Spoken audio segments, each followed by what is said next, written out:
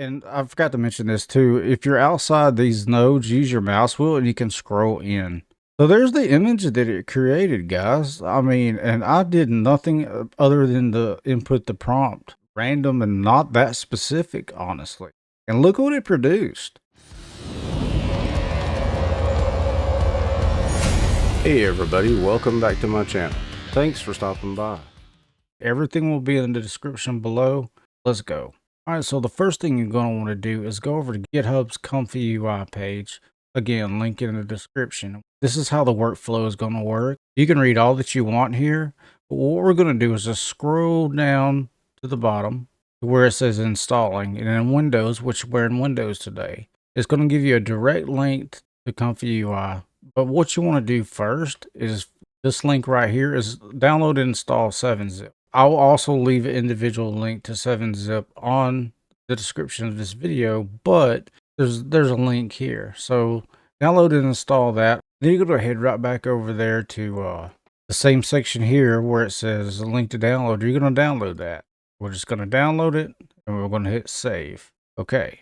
The next thing you're going to do, also links in the description below, is going to be to go over here to the Stable Diffusion page. What you're going to want to do is go to Files and Versions and go over here and download this right here. SDXL Base 1.0. Just download that. The next thing you're going to want to do is download the Refiner. And again, you're going to go to Files and Versions and you're going to download, I think it was this download right here, the very bottom one. We're going to download that. Okay, so we have everything downloaded. That's going to take a minute because they are pretty large files. But once you get everything downloaded, what you're going to want to do, come over here, presuming you have 7-zip installed, find your ComfyUI file, go down to 7-zip, and just hit extract files, and it's going to extract everything into a new folder for us. And the two files that we downloaded before, which for simplicity's sake are on my desktop, we're going to go copy, or you can cut them, whatever you want to do. Okay, once you get the ComfyUI extracted to where you want it, mine's on desktop, we're going to open up the folder and go to ComfyUI. We're going to go to models, and we're going to go to checkpoints, and we're going to paste those into here. I already have those in there, so I'm not going to redo it. Okay, in order to launch it, you have two options. If you have an NVIDIA card, you use this BAT file. If you do not have an NVIDIA card, you can use the CPU BAT file. Depending on your system and what you have installed, click either one of those. It's going to go through a setup process, let it finish, and it's going to pop up a window just like this. It's very overwhelming.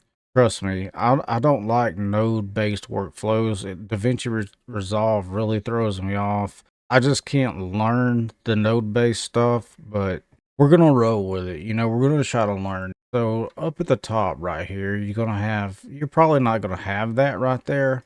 What I'm going to do is I'm going to find this image on my desktop that I've already downloaded. I'm just going to drop it right there. And what that's done, I don't know if you saw that or not, it's changed everything. Because within that image is the workflow that generated that particular image. And see, there's the prompt. The prompt's in there for us and everything. So what I'm going to go ahead and do, here's the image that I just loaded into. All you did is drag and drop it. So there's the image there. So I drug that into the ComfyUI. And what we're going to do is not change anything. We're going to queue prompt, and it's going to give us an error message. The reason it gave us an error message is because we didn't change our things up in here. We got to change that to the SDXL base that we just downloaded, and we're going to change the refiner right here to the refiner that we have loaded, and I'm going to queue the prompt. Now you're going to see it start working. If you zoom in right here, you can see it actually doing what it needs to do and how it hands it off to the next node. It's really cool. Like, it's highlighted in green. And then now I don't know what all this stuff does, guys. I'm an absolute noob here, but you can see your progress bar right there, and it's going to take its time produce this image. And you can produce these images for literally everything. The backdrop that I have for my webcam right now, of course I won't go into how to do that, but I just produced that literally before I started recording. And as you can see, it just reproduced that same exact image as to where we dropped in there. You know, dude, how cool is that? So there's the image we dropped in, and this is the image that we just generated with the the same workflow and everything. All right, that's all great and well and fine, but what do we do to create our own custom images? What I'm going to do, since that workflow is already awesome, I'm not going to touch anything. The only thing that I'm going to touch is the prompt box right here, because I'm not experienced enough into any of this to mess with any other parameters. So, okay, we're going to want to try to do a backdrop for our webcam, for example. The reason I got into all this the AI stuff is because I was very self-conscious of my own voice and my accent, and I started looking into things to help me to do videos that, not be my voice, because I'm very self-conscious about that and the way I speak and, my southern drawl and all. So that's how I went down this rabbit hole. Your use case may be different, but I found a lot of the really good stuff's behind a paywall. So I'm always searching for, really useful free stuff, basically, because I'm broke. But anyway, we're going to mess with this prompt right here. And so let's try to recreate what I have here. So basically, if I can remember the prompt, it was a rustic office backdrop that can be used as a webcam replacement. And I just put on 4K. I know that a lot of the older stuff you had to like specify 4K. I don't know if that does anything or not, but we're going to just input that and see what happens. Again, it's doing its thing, which is really cool that you can sit here and see how far along the process it actually is. Okay, so there's the image it just created. And I forgot to mention this too. If you're outside these nodes, use your mouse wheel and you can scroll in. So there's the image that it created, guys. I mean, and I did nothing other than to input the prompt. Just something very random and not that specific, honestly. And look what it produced. That's freaking awesome, is it not? I mean, you got some little imperfections here I see with the chair and everything, but if you know what you're doing, or you can dig a little deeper into this, maybe just retry little changes with the prompt, you could probably flesh out some stuff right here.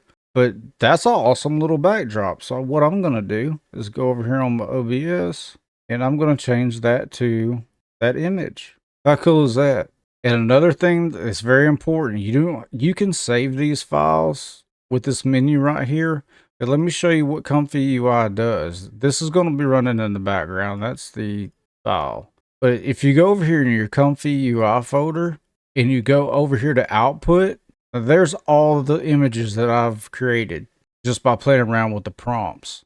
Now these I'm going to be using for thumbnails and stuff on some of my videos and another channel that I have.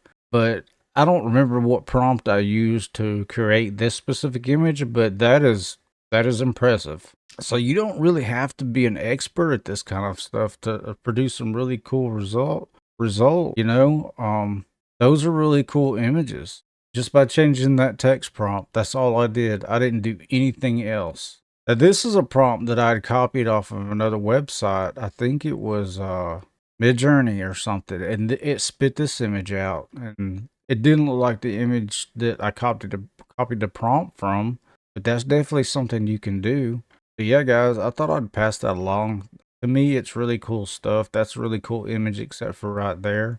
But you can crop and zoom some of these in and create some really, really cool stuff. But anyway, guys, I hope that somebody found this video helpful and interesting. I had fun making it. I know it's not gaming related, but I'm thinking I'm wanting to do some other things on this channel that is not gaming related. But anyway, guys, I'll catch you on the next one.